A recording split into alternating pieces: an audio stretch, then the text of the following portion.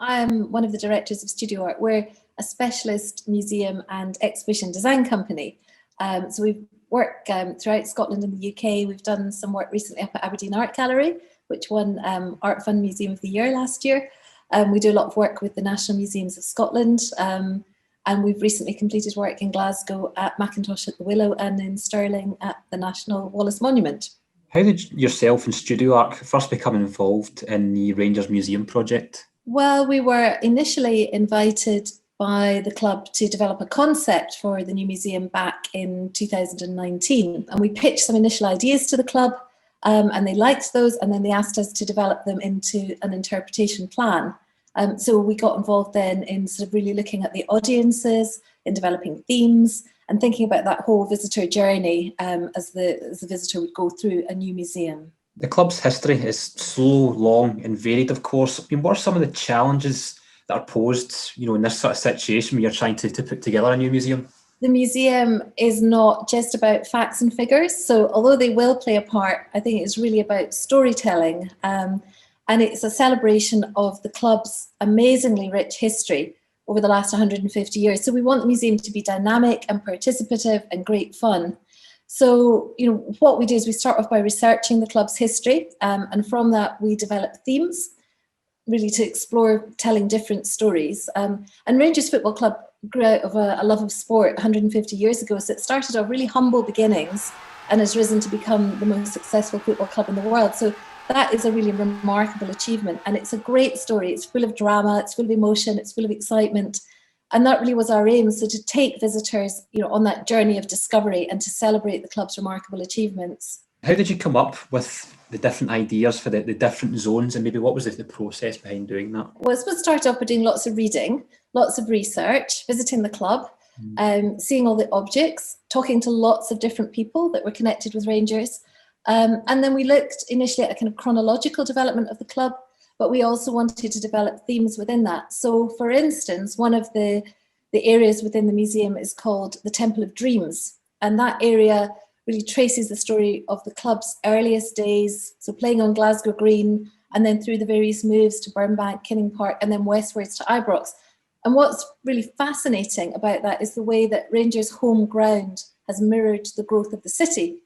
So the museum picks up on these sort of wider social history stories as well as the sporting stories. And within that display, the Temple of Dreams is an amazing model by the architect Archibald Leach, who designed the main stand at Ibrox. And that was the largest purpose-built football stadium in the world at that time. So visitors coming to the museum will be able to see this incredible model, all beautifully conserved for the first time. And then there's wonderful archive photos of the completed main stand, which Archibald Leach gave to Bill Struth. So those are going to be digitised. Visitors will be able to look through them. And that area will also cover the Ibrox tragedies and bring the story right up to the present day. So I suppose really to answer the question about where do stories, the ideas come from, they come from the stories and they come from the objects.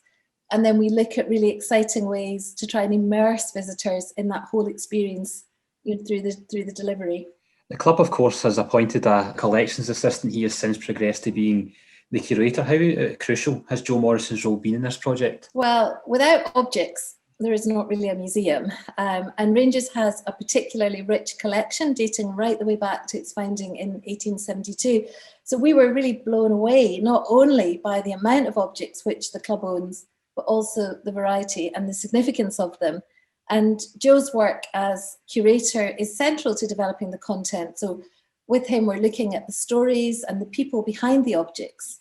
So there's amazing things going on display. We've got things like Peter Campbell. He was one of the founding fathers of the club, one of his medals dating from 1878. There's Bill Struth's gold watch.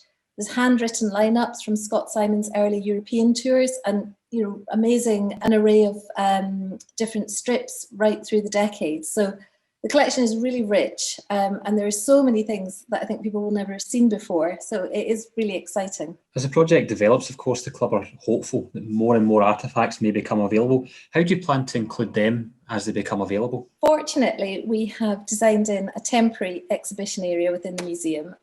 So that will allow new acquisitions to be displayed, and they will be in environmentally controlled, secure museum cases. But because we've also taken a thematic approach to the displays, There'll also be opportunities to refresh and to add to them. There's definitely space for more trophies.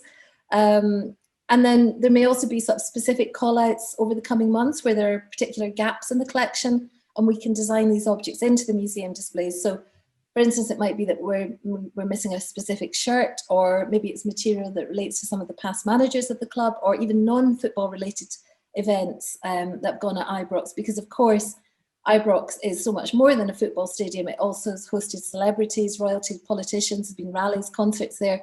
So we really want to look at lots of ways to incorporate these objects into the displays and to accommodate new material as it comes to the fore. And just finally, how do you ensure that, as well as being a space that Rangers supporters can immediately align with, it's also a great addition to the wider Glasgow and football tourism? Well, I think one of the really interesting aspects of the club is how its growth has reflected that whole expansion of Glasgow. And it's the social and the sporting history, they kind of go hand in hand. So right from the very early days, Ibrox hosted annual sports meetings, and those attracted famous athletes from around the world. So there's a huge variety of stories. We're also looking at women's football, girls' football. We'll explore the team behind the scenes, so all the different aspects and jobs which are needed to build a club on the scale of Rangers. And I think that's really fascinating, particularly for young people embarking on the careers, to be able to discover the sheer range and variety of skills and jobs. And of course, the museum will have lots of really inspirational stories, lots of drama. There's lots of different ways for visitors to connect with the emotion and you to really explore those stories beyond just football. And of course, there's going to be lots for families. We've got a skills zone, so two players can pit their skills against each other. There's film, there's digital, interactives, state-of-the-art technology where visitors will be able to pose with the players and have their photos taken. So really, it is a destination visit for anybody coming to the city. I don't think you only have to be a Rangers fan or a football fan. And personally, I feel very excited by it.